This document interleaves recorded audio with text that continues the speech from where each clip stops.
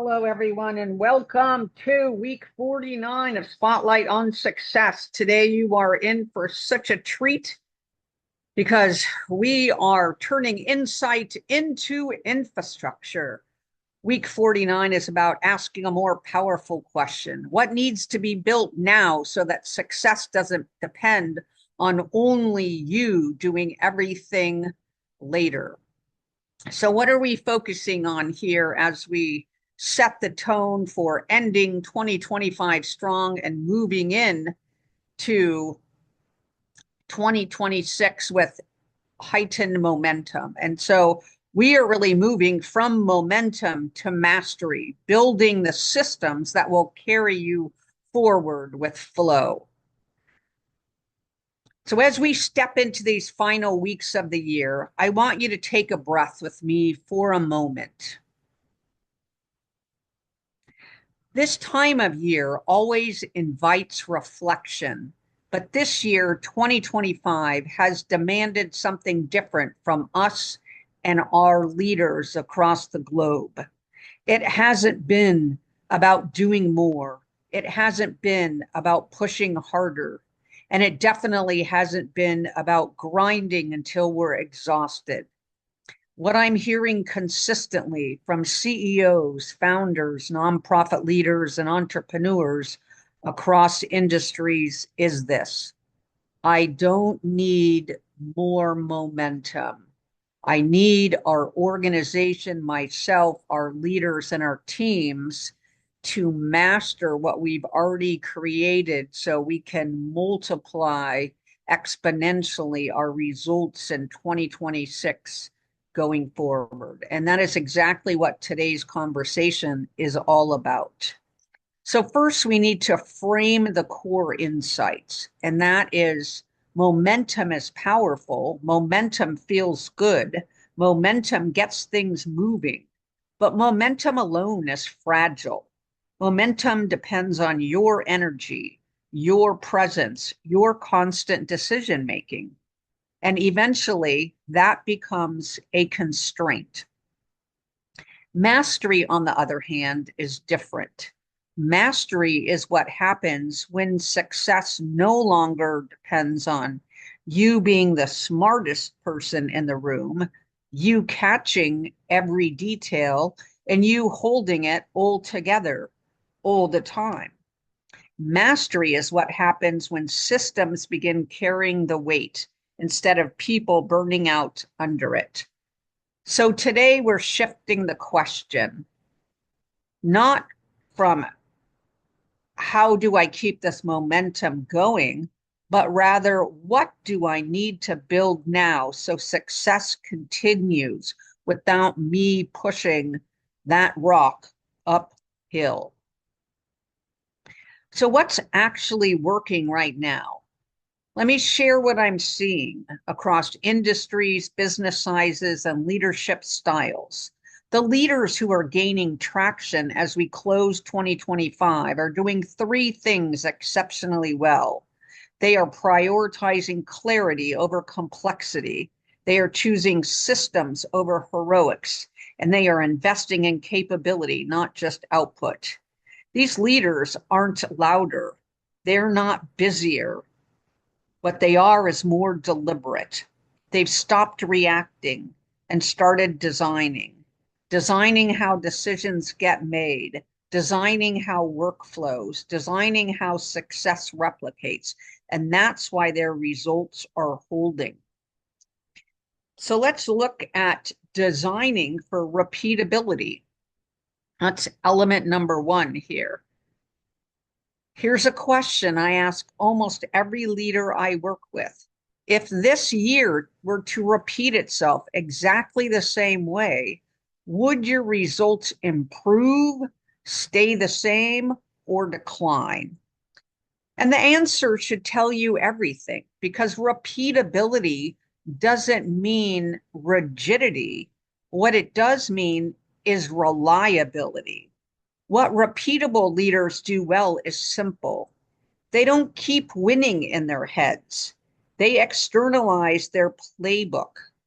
They turn insights into processes, wins into frameworks, and decisions into criteria.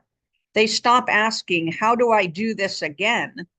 And start asking, how does this get done every time with a high level of quality, excellence, and service? This is how success moves from accidental to intentional. So, where are you in the system? Let's pause and bring this directly to you. So, take a moment and think, where are you in the system right now? If a work were to, would all of your work slow down if you were to step away? Would decisions pile up waiting for your response? Does the quality of the service or product or partnership depend on your direct involvement?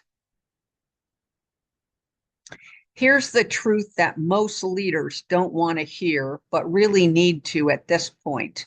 If everything flows through you, scalability stops at you.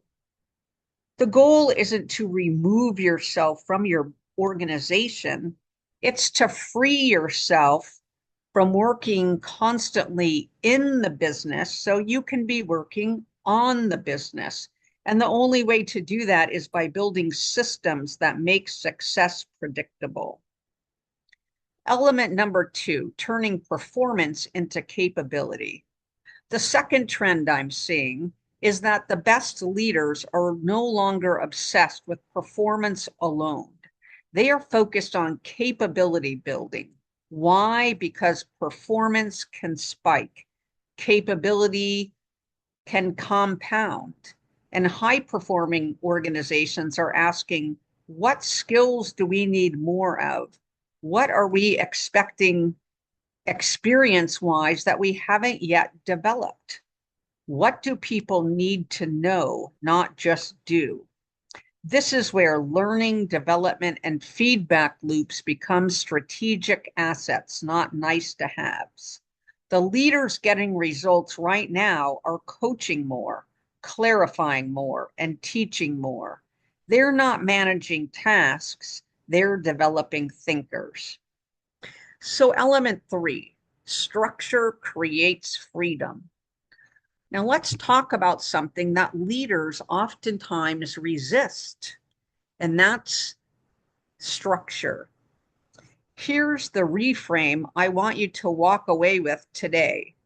Structure is not the enemy of creativity.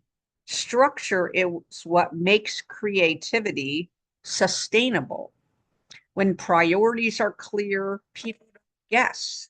When roles are defined, conflict reduces. When expectations are aligned, execution accelerates. And structure creates psychological safety, decision velocity, and trust. It's not all about control, it's ultimately about coherence.